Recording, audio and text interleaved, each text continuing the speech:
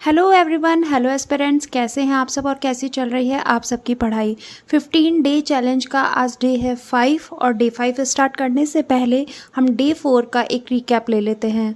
तो फ्रेंड्स, जैसे कि मैंने आपको कहा था कि मेरे बेबी की तबीयत ख़राब है, इस वजह से मैं डे 4 में ज़्यादा नहीं पढ़ पाई हूँ।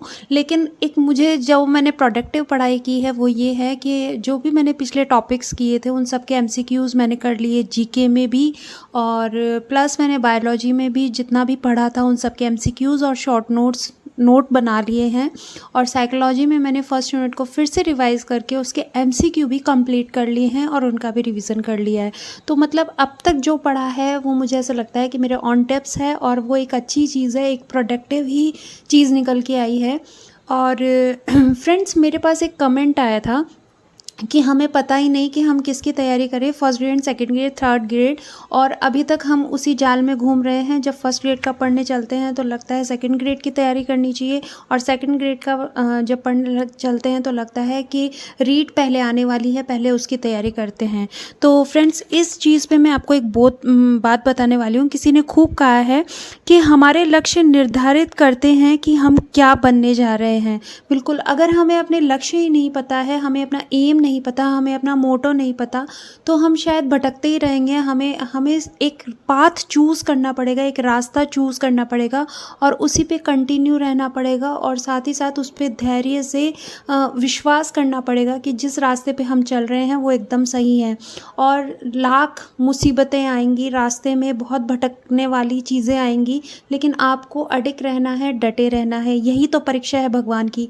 फ्रेंड्स, ये बिल्कुल सही बात है कि अगर आपको किसी चीज़ में लक्ष्य में तक पहुंचना है या सक्सेस पानी है, तो उस लक्ष्य तक पहुंचने का मुश्किल मार्ग सिर्फ एक यही है कि निरंतरता आप कितनी रख पाते हैं उस चीज़ पर। आपको भटकने से जो चीज़ें रोक रही हैं उन पे आप कितना ठहराव ला सकते हैं।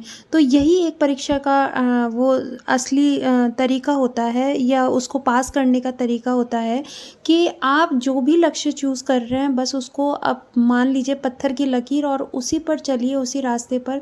हाँ, हो सकता है कि आप डगमगाएंगे, हो सकता है कि आप गिरेंगे, लेकिन फिर से उठ जाइए और कोशिश करिए कि बस हमें लक्ष्य तक अपने फोकस को लक्ष्य पर निर्धारित रखिए। तो ये बातें जितनी बड़ी बड़ी हैं सुनने में, करने में बहुत ज़्यादा मुश्किल भी हैं, लेकिन जब हमारा लक्ष्य निर्धारित होता है तो इतनी ज़्यादा मुश्किलें आती नहीं हैं। इसलिए फ्रेंड्स, मुझे फर्स्ट ग्रेड में ज़्यादा इंटरेस्ट था पहले, क्योंकि मुझे ऐसा लगता था कि अब 30+ एज में मुझे फर्स्ट ग्रेड की तैयारी करनी चाहिए। अब जब मैंने इतना लेट कर ही दिया है तो मैं फर्स्ट ग्रेड की तैयारी करती हूँ। लेकिन फ्रेंड्स, जब मैंने देखा कि मेरी कैपेबिलिटी सेकंड ग्रेड के लिए ज़्यादा है, क्योंकि मेरे पिछले मार्क्स भी बहुत अच्छे आए थे सेकंड ग्रेड में, कुछ मार्क्स में, कुछ तो नहीं बोलूँगी लेकिन हाँ, मैं बहुत नज़दीक थी सिलेक्शन के, और मेरी ऑलमोस्ट तैयारी उसमें थी। और अब मुझे ऐसा लगता है कि मैं अगर ज़ीरो से भी शुरू करूँगी तो मुझे इंटरेस्ट है बायोलॉजी पढ़ने में, केमिस्ट्री पढ़ने में, राजस्थान जीके पढ़ने में, और जितना टाइम मैं उसमें दे पाऊँगी उतना शायद मैं फर्स्ट ग्रेड में नहीं कर पाऊँगी।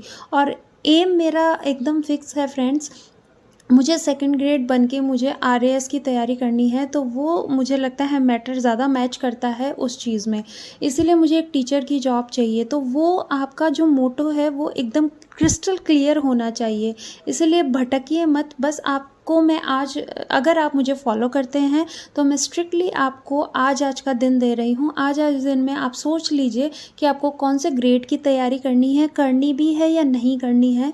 तो आप बस उस पर कंटिन्यू हो जाएं, उसको फिक्स करें और उस पर कंटिन्यू हो जाएं।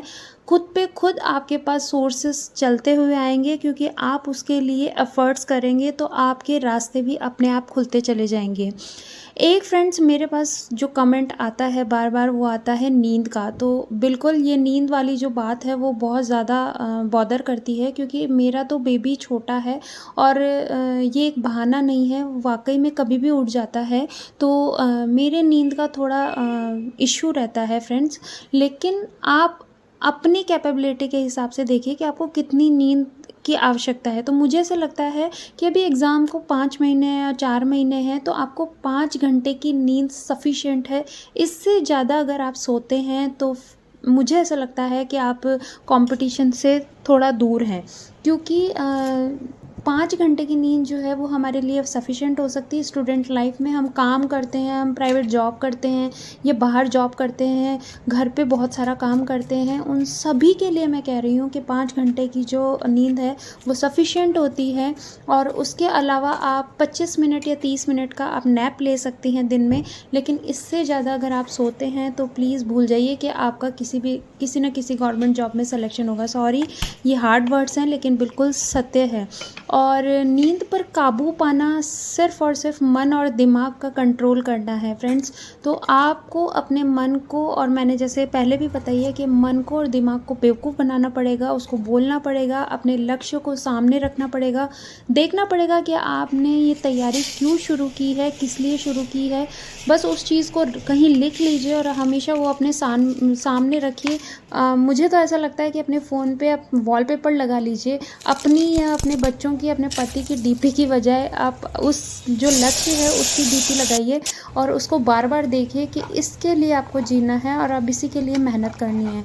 और जब हम मेहनत करते हैं ना फ्रेंड्स, तो वाकई मान के चलिए कि आपका पाथ क्लियर होता जाता है, आपके पास सोर्सेज अपने आप आते चले जाते हैं, आपका दिमाग अपने आप चलने लग जाता है। और जब आप बिल्कुल इन्वॉल्व हो जाएंगे ना पढ़ाई में या XYZ, आप किसी भी चीज़ में इन्वॉल्व होना चाहते हैं, तो वो आप बिल्कुल नींद को भूल ही जाएंगे। और जब मुझे ऐसा लगता है कि जब आप सोएंगे तब भी वो आपके दिमाग में आपका सपना ही चलता रहेगा।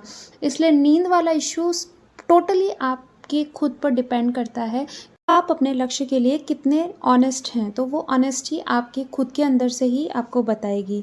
फ्रेंड्स, मेरे वीडियो से आपको ज़रा सा भी अगर सपोर्ट मिलता है, मोटिवेट होते हो, तो प्लीज़ कमेंट बॉक्स में कमेंट ज़रूर करिएगा और चैनल को सब्सक्राइब, लाइक, शेयर करना बिल्कुल मत भूलिएगा। Thank you. Have a nice day.